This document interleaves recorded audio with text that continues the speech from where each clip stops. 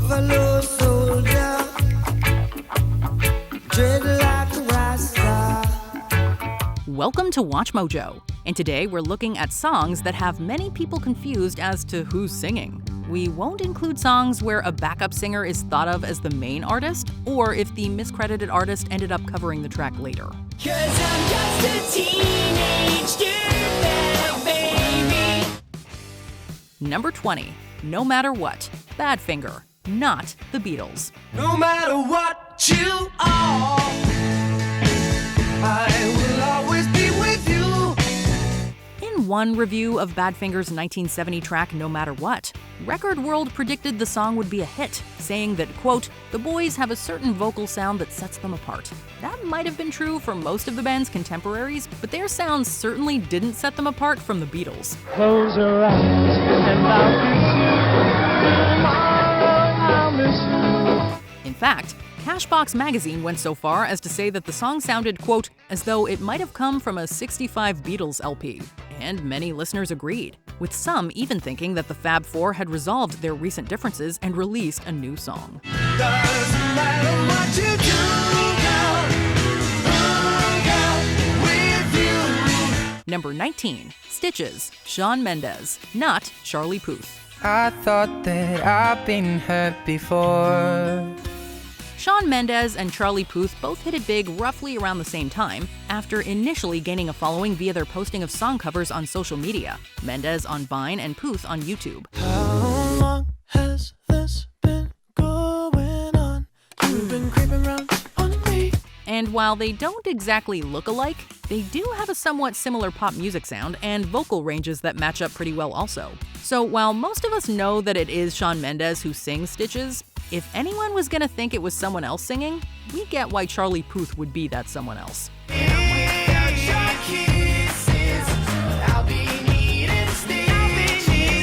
Number 18, Music Sounds Better With You, Stardust, not Daft Punk.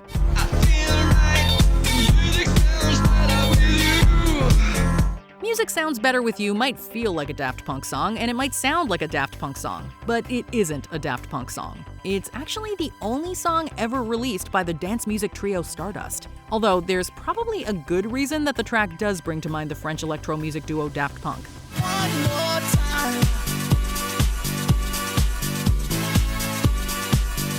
Because one member of that duo, Thomas Bangalter, was also a member of the Stardust trio, and they even recorded the song at Bangalter's home studio. But as much as some people want it to be, Music Sounds Better With You is not a Daft Punk song.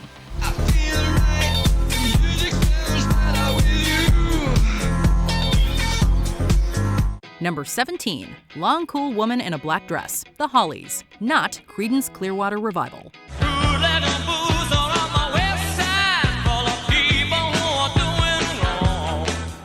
Yeah, we know what you're saying. Everything about Long Cool Woman in a Black Dress screams Creedence Clearwater Revival. From the swamp rock sound to the John Fogerty-esque vocal stylings. And you know who else felt that way? Pretty much everybody.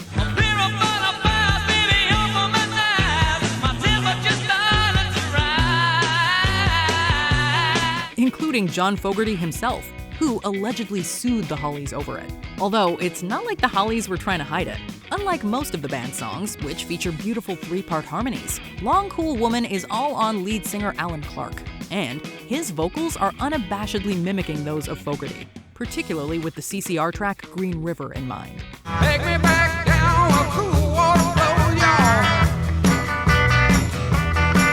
y'all. Number 16, Headstrong, Trapt, not Papa Roach. Back off, I'll take you on.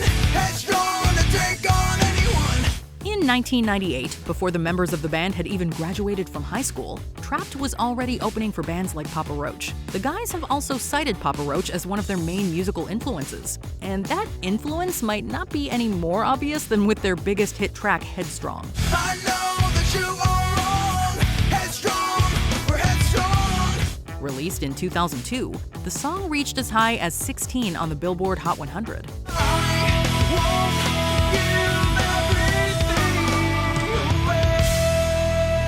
However, the fact that the band never really had another mainstream hit could also be one of the reasons some casual music fans associate the song with the much more well-known Papa Roach. This is my last resort. Number 15. Uncover, Zara Larsson, not Rihanna. We are a secret, can't be exposed. There are over 5,000 miles between Sweden and Barbados. Yet when it comes to the singing stylings of Swedish singer Zara Larsson and Barbados-born Rihanna, the distance between them is negligible. You and I were beautiful like diamonds in the sky. Just listen to Larsson's 2013 hit track Uncover and try and tell us it doesn't bring to mind Rihanna in the way she sounds, and even her phrasing and her breath work while singing. Obviously, watching the videos, you know immediately who's who. But just hearing the song, we can't hold it against anyone who thought Uncover was a Rihanna track. Cover, cover, that's what we uncover. Cover. Number 14. I Will Survive, Gloria Gaynor, not Donna Summer. First I was afraid, I was petrified. Kept thinking I could never live without you by my side. When it comes to disco, there are few names bigger than Donna Summer. Known as the Queen of Disco, Summer made a name for herself with hit after hit, and her name is still synonymous with the genre. Looking for some hot stuff, baby, this evening. I need some hot stuff, baby, tonight. So much so that some of the most iconic disco tracks of the 70s have become associated with her, even if she had nothing to do with them. Case in point, I Will Survive.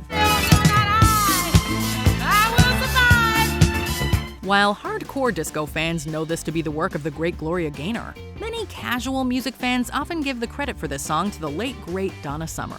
Just turn around now, you're not welcome anymore. Number 13. Come On, Feel the Noise, Quiet Riot, not Twisted Sister. Come on, feel the noise. Girls, rock your voice.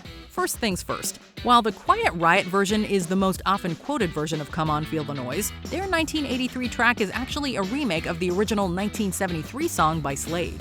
With that being said, while most people probably don't know the great Slade version of the song, there are also those who want to give credit for the remake to Twisted Sister. We're not gonna take it.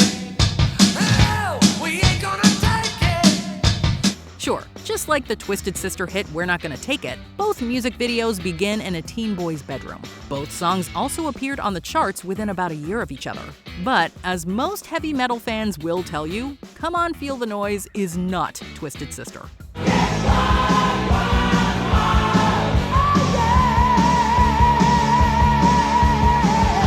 Number 12. On the Dark Side, John Cafferty and the Beaver Brown Band, not Bruce Springsteen and the E Street Band. Out of the shadow, she walks like a dream. Okay, so stick with us here. Eddie and the Cruisers was a 1983 musical drama about a fictional band. In the film, the music that Eddie and the Cruisers play was actually recorded by John Cafferty and the Beaver Brown Band. One of the songs on the film soundtrack eventually reached as high as number 7 on the Billboard Hot 100. That song was On the Dark Side, a song the band purposely performed in the style of Bruce Springsteen.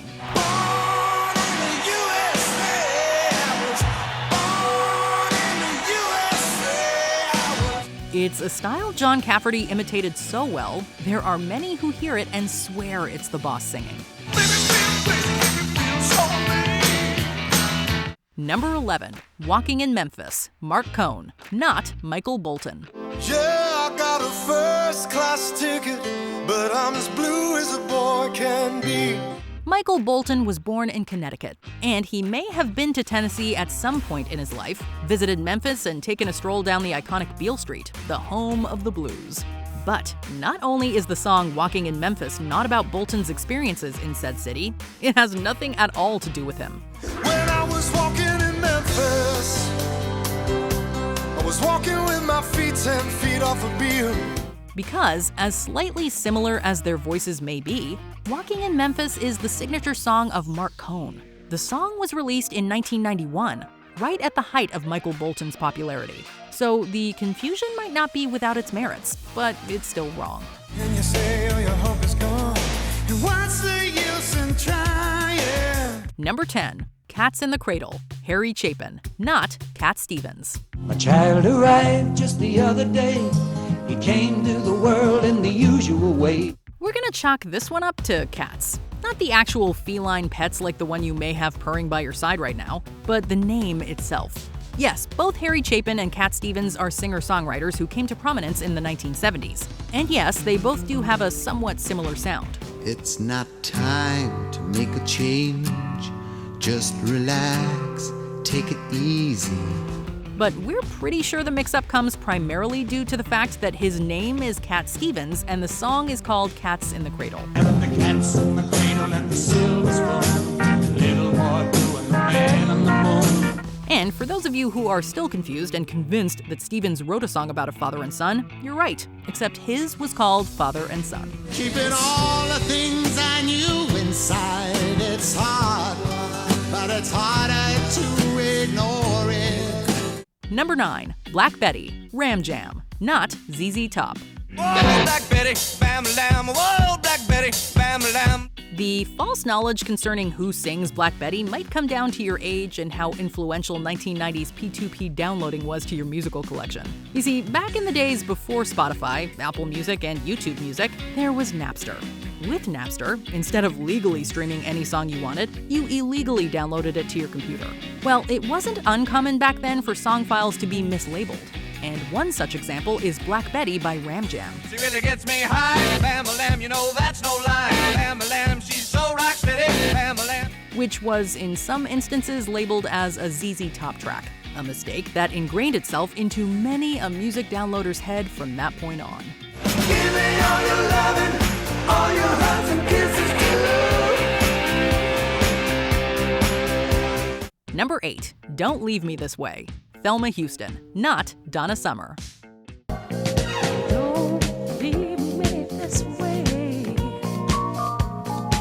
This disco hit is actually a cover of the 1975 song by Harold Melvin and the Blue Notes, but Thelma Houston's version became much more popular. Unfortunately, because of the similar vocal style, people believed this song was actually performed by Donna Summer.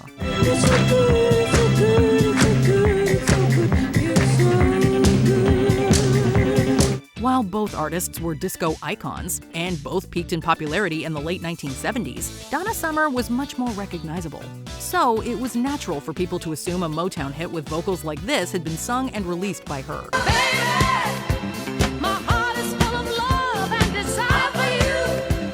Leading to further confusion was the fact that Summer's music was popular in the queer community, and Houston's Don't Leave Me This Way became an unofficial anthem for the AIDS epidemic in gay communities in America.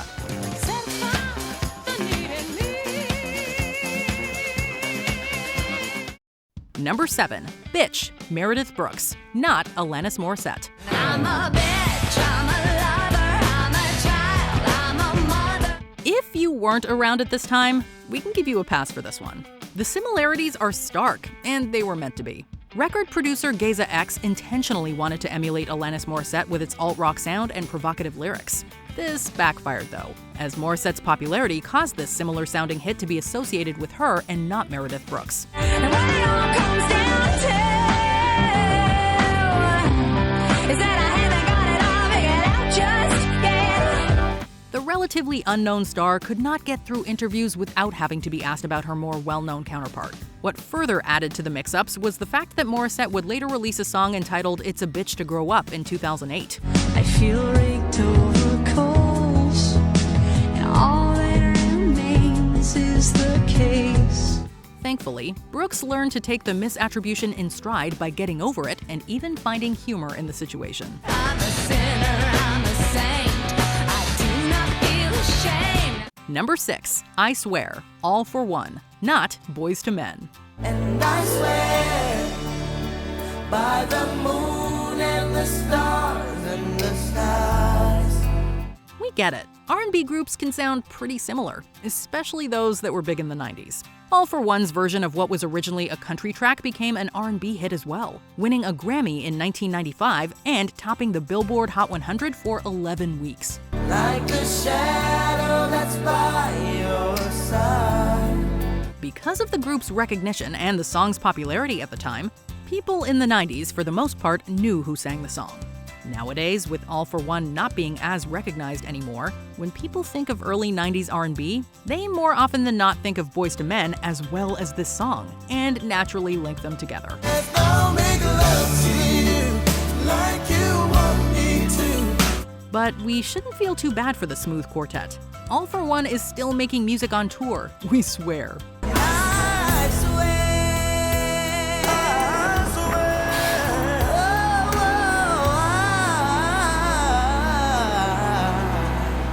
Number 5. I Melt With You, Modern English, not The Cure. I'll stop the world and melt with you. To fans of the post-punk new wave music scene of the 80s, confusing Modern English with The Cure is laughable and probably anger-inducing as well. Monday you can fall apart. Tuesday, Wednesday, break my heart. But to casual fans of the genres, you can see how one might confuse the two. Or should we say, hear how it could happen with I Melt With You. After all, Modern English lead singer Robbie Gray sounds like Rock and Roll Hall of Famer Robert Smith.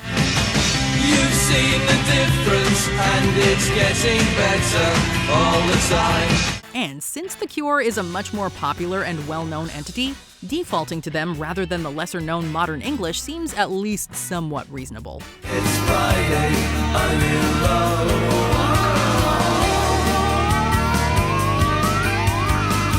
Number 4. A Horse with No Name, America, not Neil Young. On the first part of the journey, I was looking at all the life.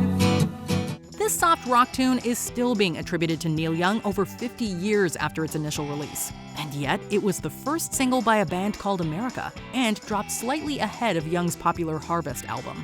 The mix-up came from how strikingly similar the vocals were to Young's.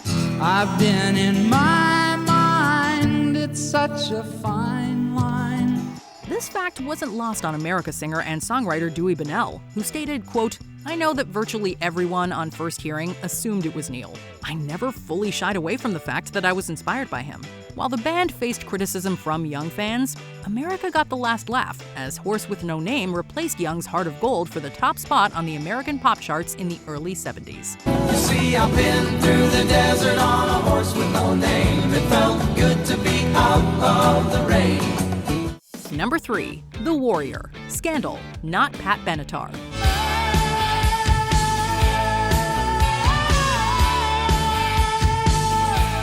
The 80s led to tons of confusion when trying to differentiate between burgeoning new wave and synthpop bands, with female rockers of the period often being grouped together as well. The most famous example of this is The Warrior, which was recorded by pop rock group Scandal, a band fronted by Patti Smith. You run away. It's your heart that you betray. However, the tune keeps persistently being attributed to a more popular female rocker of the time, known as Pat Benatar. The track's vocals have been said to be reminiscent of Benatar's Love is a Battlefield, as is the song's theme. We are young. Heartache to heartache, we stand. But these similarities are probably because both The Warrior and Pat's hit were co-written by songwriter Holly Knight. Considering the 80s hairstyles sported by both singers in their respective music videos, though, maybe those who got and still get these two mixed up could get a pass. At the walls of heartache, bang, bang, I am the warrior. Number 2. Stuck in the Middle with You, Stealers Wheel, not Bob Dylan. Well, I don't know why I came here tonight. I got the feeling that something ain't right. This folk rock song has Bob Dylan written all over it. In actuality, though, the influential singer-songwriter had no active role in making the song. Stealers Wheel singer-songwriter Jerry Rafferty stated that the song was a, quote, parody of Bob Dylan's Paranoia, so this is probably why it sounds so much like him.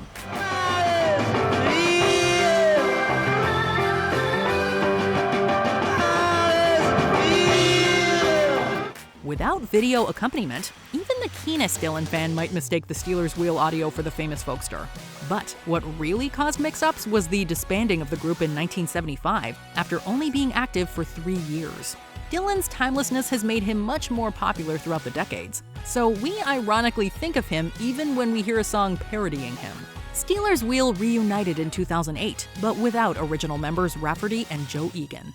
Clowns to the left of me, jokers to the right. Here I am, stuck in the middle with you. Before we continue, be sure to subscribe to our channel and ring the bell to get notified about our latest videos. You have the option to be notified for occasional videos or all of them. If you're on your phone, make sure you go into your settings and switch on notifications.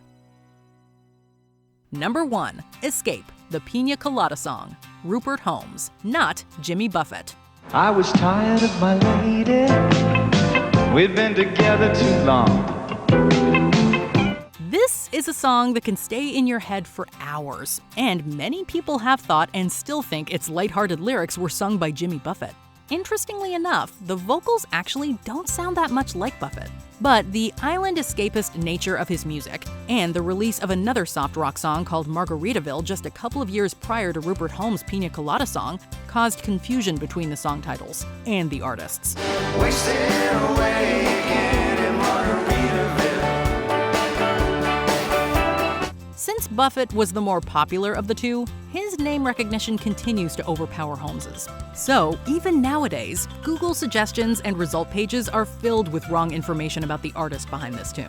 I never met you like pina coladas and getting caught in the rain. Did we blow your mind with any of these? Let us know in the comments below. Yes, I am the warrior. Victory is mine. Did you enjoy this video? Check out these other clips from WatchMojo, and be sure to subscribe and ring the bell to be notified about our latest videos.